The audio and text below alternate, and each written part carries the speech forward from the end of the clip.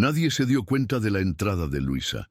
Llevaba un delantal blanco con ribete azul, el pelo recogido en un moño improvisado y la mirada abatida de quien sabe cuál es su lugar.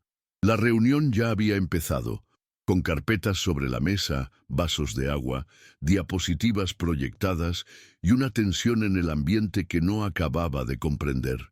Solo había ido a rellenar el café y a recoger las servilletas sucias, pero Esteban, al otro lado de la mesa, la vio. La vio como si viera un accesorio, una distracción útil. Se recostó en su silla con esa sonrisa cínica que todos conocían. Levantó un contrato con letra pequeña en inglés y dijo, lo suficientemente alto para que todos lo oyeran. A ver qué tan lista es esta señora. Si traduce esto ahora mismo, su sueldo se duplicará hoy. Si no puede, limpiará los baños toda la semana. ¿Se anima? Alguien rió. Alguien sacó su celular para grabar. Luisa se detuvo, lo miró, y por primera vez desde que empezó a trabajar en aquella casa, dijo con firmeza, «Dame el papel». Esteban le entregó el contrato con cierto desdén, saboreando ya la broma que se estaba desarrollando. El documento era denso, con cláusulas técnicas y términos específicos, y esperaba que se congelara en la primera línea. Pero Luisa respiró hondo, hojeó el texto rápidamente, como si reconociera una lengua antigua, y comenzó a hablar. No le temblaba la voz. La traducción era precisa, fluida, y cada frase que completaba acallaba un poco más las risas de los presentes. La esquina de la mesa, un director dejó de escribir, otro bajó el móvil. Cuando terminó la primera cláusula, se hizo un silencio incómodo. Alguien tosió. Esteban intentó reír, pero se le secó la garganta. ¿Alguien te susurró eso?, dijo, forzando el sarcasmo. Luisa ni siquiera lo miró. Simplemente pasó la página y continuó. Tradujo otra cláusula, con la misma orden. Y esta vez añadió un breve comentario. Esta parte trata de las obligaciones contractuales recíprocas, con disposiciones sobre sanciones en caso de incumplimiento. No había ninguna duda. Ella sabía lo que hacía. El ambiente en la sala cambió. Aquellas personas, acostumbradas a mirar por encima del hombro, ahora miraban a Luisa con una mezcla de sorpresa e incomodidad. Nadie se lo esperaba. La empleada, que hasta entonces parecía parte del mobiliario, estaba allí, de pie, sosteniendo un contrato legal como si fuera una extensión de sí misma. No temblaba, no dudaba. Cada palabra que salía de su boca desafiaba todo el sistema de apariencias que sostenía la empresa. Esteban se cruzó de brazos, incómodo. Intentó reír de nuevo, pero el sonido era forzado. «¿Memorizas estas cosas en TikTok, dijo, intentando restarle importancia al momento. Luisa lo miró por primera vez. No había arrogancia en su mirada, solo una firmeza serena. «Estudié esto durante años. Antes de que mi madre enfermara, estudiaba traducción en la Universidad Federal. No memorizaba nada. Aprendí». La frase cayó como un peso sobre la mesa. Uno de los gerentes miró al otro, desconcertado. El director jurídico, hasta entonces silencioso, levantó la mirada, atento. Esteban se sonrojó.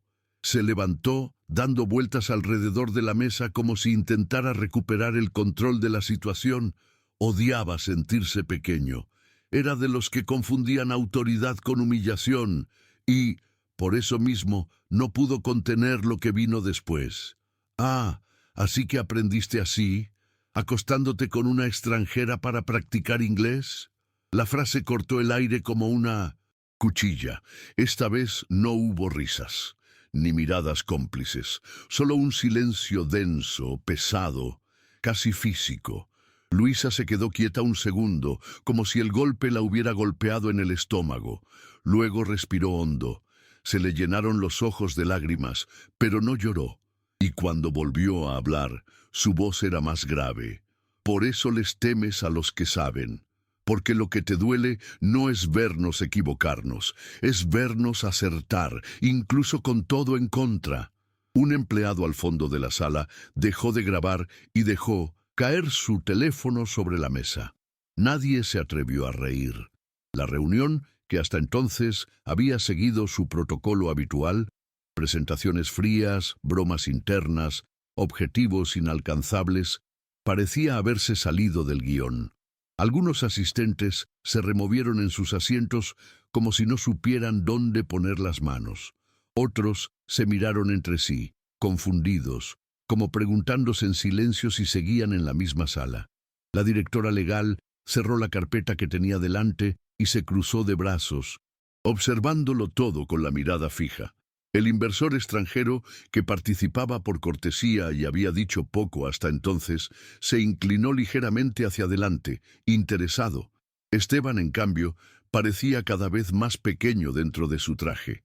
Resopló, puso los ojos en blanco, miró a sus subordinados como si esperara apoyo, pero nadie parecía dispuesto a ser cómplice. Por primera vez, su autoridad parecía desprovista de fuerza, y Luisa permaneció allí, de pie, ni más pequeña ni más grande de lo que era, simplemente completa, simplemente visible. Fue entonces cuando dio un paso al frente. Dijo que no había pretendido interrumpir la reunión, que solo estaba allí porque la habían mandado a sacar la basura y rellenar el azucarero. Pero como la habían llamado, decidió presentarse. Dijo que se llamaba Luisa Soares. Había empezado a estudiar traducción a los 17 años. Había aprobado el examen de acceso a la universidad por méritos propios. Le encantaba la semántica y soñaba con trabajar de intérprete. Hasta que a mediados de segundo año, su madre sufrió un derrame cerebral y tuvo que dejarlo todo para cuidarla. Lo dijo sin dramatismo, sin pedir lástima. Lo dijo como quien lo lleva consigo a diario sin contárselo a nadie. No soy una víctima. Simplemente no tuve otra opción. Y aún así sigo estudiando todos los días, sola. He empezado a aprender inglés, francés, incluso lengua de señas, porque eso nadie me lo va a quitar. Su voz no tembló. Era la voz de alguien que había vivido en silencio durante mucho tiempo y ahora sabía exactamente lo que quería decir.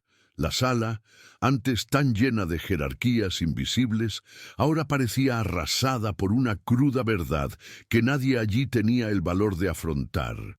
Luisa no hablaba en voz alta, pero cada frase parecía hincharse en el aire, como si repitiera todo lo que los demás habían sentido y asimilado en silencio. Un becario sentado al fondo bajó la mirada avergonzado, no de Luisa, sino de sí mismo, por haberse reído al principio. Una analista financiera se cruzó de brazos y miró a Esteban con disgusto. Era como si todos hubieran despertado de repente a algo que siempre había estado ahí, pero que fingían no ver. El desprecio disfrazado de broma, el abuso disfrazado de dinámica de grupo. Esteban, aún intentando recuperar el control de la escena, golpeó la mesa con la palma de la mano, intentando terminar la conversación. Pero nadie la siguió. Nadie quería cambiar de tema. El silencio ahora estaba del lado de Luisa. Continuó. Dijo que había trabajado en 3 casas diferentes, que sabía limpiar un baño como nadie, pero que eso no definía sus habilidades ni quién era. Dijo que escuchaba conversaciones legales a través de la puerta mientras servía café, que anotaba términos difíciles para investigarlos después, a escondidas, en su viejo celular, y que nunca había pedido reconocimiento. Solo respeto. Siempre he aceptado hacer mi trabajo en silencio. Nunca he mirado a nadie a los ojos. Nunca he invadido el espacio de Siendeus. Nadie. Pero hoy me llamaste y vine, pero no me voy de la misma manera. Las palabras cayeron una a una, claras, sin odio, pero con una fuerza que desmanteló cualquier intento de desacreditarla. La directora legal, con expresión seria, se quitó las gafas y las dejó sobre la mesa. No dijo nada, pero anotó algo en un papel frente a ella. Al otro lado de la sala, la inversionista extranjera esbozó una leve sonrisa. Era una de esas sonrisas de alguien que reconoce algo raro. la autenticidad. Esteban, sintiéndose acorralado, intentó reír de nuevo, pero nadie se unió. El silencio era incómodo, denso, y ya no lo protegía, lo aislaba. Se levantó, dio vueltas y murmuró algo sobre respetar roles y no mezclar funciones. Pero ya era demasiado tarde. Nadie quería escuchar más.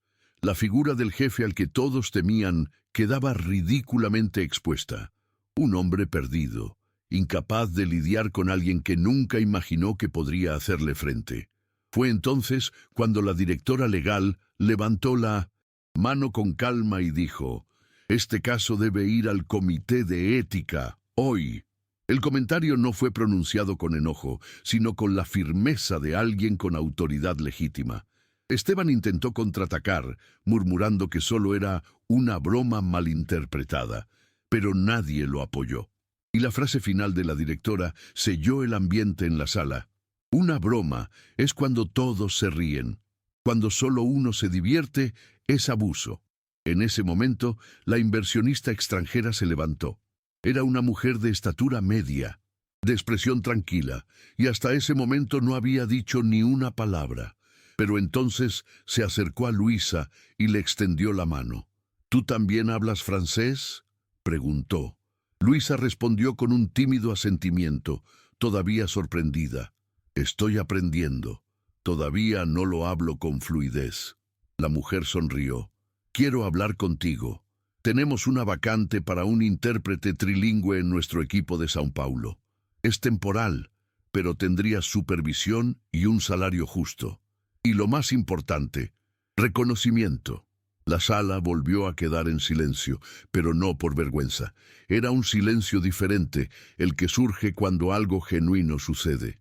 Luisa contuvo las lágrimas. Miró a su alrededor, vio a algunos emocionados, a otros serios, y simplemente respondió: «Podemos hablar, sí, pero no quiero lástima. Quiero que me traten por lo que sé». No pedía un favor. Por fin, la escuchaban. Nadie se movió mientras Luisa se dirigía a la mesa principal, donde estaban dispuestos los contratos, las carpetas y las tazas medio llenas. Lo contempló todo un instante, las reuniones que había presenciado desde lejos, las decisiones que se tomaban frente a ella como si no estuviera presente, y luego, con calma, se quitó el delantal. Lo dobló con cuidado, como hacía todos los días al final de la jornada. No hubo ningún gesto teatral, ninguna provocación, solo un límite. Colocó el delantal doblado sobre la mesa, frente a todos, y dijo: «No me avergüenzo de haber limpiado cada rincón de esta casa. Estoy orgullosa, pero también sé que eso no me disminuye. Y hoy, aquí, me vieron por completo». Era imposible no sentir el peso de esas palabras. Incluso quienes aún no sabían qué pensar comprendieron que algo había cambiado. Esteban, en silencio, evitaba mirarla directamente. Su postura ya no era la de un líder, sino la de un hombre derrotado por su propia arrogancia. La puerta de la habitación permaneció abierta mientras Luisa salía. No había prisa en sus pasos, ninguna vacilación. Al contrario, caminaba como si no debiera más explicaciones. La gente se apartaba instintivamente para dejar paso, como reconociendo, incluso sin decirlo, la importancia de lo que acababan de presenciar. Uno o dos murmuraron un «gracias» o un «lo siento», pero ella no respondió. No por desprecio, sino porque ya no tenía sentido justificar quién era. La fuerza de Luisa no residía en lo que decía, sino en lo que soportó en silencio durante tanto tiempo, y sin embargo, logró transformar en dignidad. Al cruzar la puerta no se llevó consigo ningún papel, ningún cargo, ningún título. Se llevó algo más grande: respeto, y no el respeto que se pide, sino el respeto que se impone, sin gritos, sin violencia, un respeto que surge cuando alguien finalmente es visto de la manera correcta. Minutos después de que Luisa se marchara, la reunión terminó oficialmente, pero nadie volvió a los asuntos pendientes. Las hojas de cálculo abiertas quedaron olvidadas. las diapositivas congeladas en medio de una presentación sobre el crecimiento trimestral. Uno a uno, los participantes comenzaron a levantarse como si despertaran de un trance. La directora legal se marchó sin decir nada, con expresión tensa pero decidida. La becaria que había grabado los primeros minutos del juego borró el video. El analista financiero comentó en voz baja a un colega: «Hizo lo que siempre quisimos hacer, pero nunca tuvimos el coraje». Había una especie de culpa colectiva no resuelta en el aire, el reconocimiento de que todos los presentes en algún momento habían tolerado, por omisión, miedo o conformismo, la humillación que Luisa enfrentó ese día. Era imposible seguir como si nada hubiera pasado. Algo se había roto. Esteban permaneció sentado unos minutos más, aislado, mirando el contrato que él mismo había usado como trampa. Las letras inglesas, que una vez parecieron representar su poder, ahora no eran más que papel sin valor. Rebuscó en el documento como si buscara una manera de justificarse. Intentó racionalizar lo sucedido, pero en el fondo sabía que no había excusa. El control que había ejercido con tanta facilidad se estaba desmoronando. Por primera vez, tuvo que verse no como un jefe, sino como un hombre pequeño, que se aprovechaba de las debilidades ajenas para disfrazar su propio vacío. La habitación, ahora vacía, parecía reflejar todo lo que había intentado disimular con bromas y sarcasmo. El silencio final, el que permaneció después de que Luisa se fuera, fue el más cruel, porque ya no traía miedo, traía vergüenza. A la mañana siguiente, la noticia de la reunión ya circulaba discretamente por los pasillos del edificio. Susurros, miradas, mensajes en grupos cerrados. Luisa, que hasta ese momento había sido casi una sombra entre los empleados, se convirtió en un nombre que se mencionaba con respeto, sorpresa e incluso admiración. La inversionista extranjera, fiel a su palabra, envió un correo electrónico ofreciéndole oficialmente el puesto a Luisa, con una invitación para una entrevista. Fue un reconocimiento tardío pero genuino, que no buscaba caridad, sino justicia. La joven ya no se sentía invisible, ni siquiera como trabajadora doméstica. Era, sobre todo, una mujer que se había ganado su voz y estaba lista para usarla. Mientras tanto, Esteban se vio obligado a comparecer ante el comité de ética de la empresa. Su comportamiento fue analizado rigurosamente y la humillación pública resultó en una denuncia formal. Él, que siempre se había jactado de su poder y el control que ejercía, vio su nombre manchado y su reputación destrozada. Quienes antes lo seguían por miedo comenzaron a cuestionarlo. Por mucho que intentara minimizarlo, no había forma de borrar ese día de la memoria colectiva. El hombre que convertía cualquier entorno en escenario para sus abusos tuvo que afrontar la realidad. El poder no es humillación y el autoritarismo no es liderazgo. El impacto de esa mañana cambió para siempre no solo la vida de Luisa, sino también la dinámica de toda la empresa. Luisa, por su parte, enfrentó un torbellino de emociones en las semanas siguientes.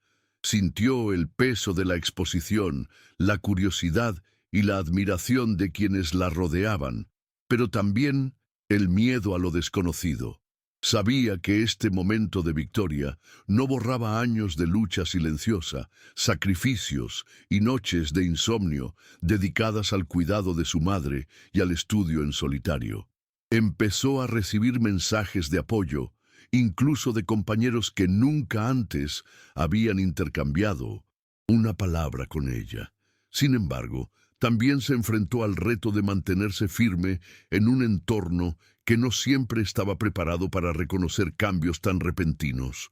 Aprendió que ser escuchada no significaba que todos la escucharan, pero que al menos ahora ya no podía ser ignorada. Al mismo tiempo, la oportunidad que le ofrecía el inversionista extranjero representaba una puerta abierta a un futuro diferente. una oportunidad de finalmente usar el conocimiento que había ocultado durante tanto tiempo, de reconstruir sueños interrumpidos por una vida difícil. Luisa sabía que no sería fácil, que tendría que demostrar su valía a diario, no solo como empleada, sino como profesional. Pero la fuerza que la había llevado hasta allí provenía de su propia dignidad. Ya no quería simplemente sobrevivir, quería existir, y existir con voz propia. Y ese día, ante miradas que antes la habían subestimado, fue el primer paso hacia eso. Meses después, cuando alguien le preguntó a Luisa sobre ese día, habló con una calma casi sorprendente, no como un trofeo, sino como una marca que le cambió la vida. Relató cómo sintió el miedo, la vergüenza que casi le invadieron las palabras agresivas de Esteban, y cómo tuvo que encontrar una fuerza que desconocía para guardar silencio. No se trataba del contrato, ni del inglés, dijo.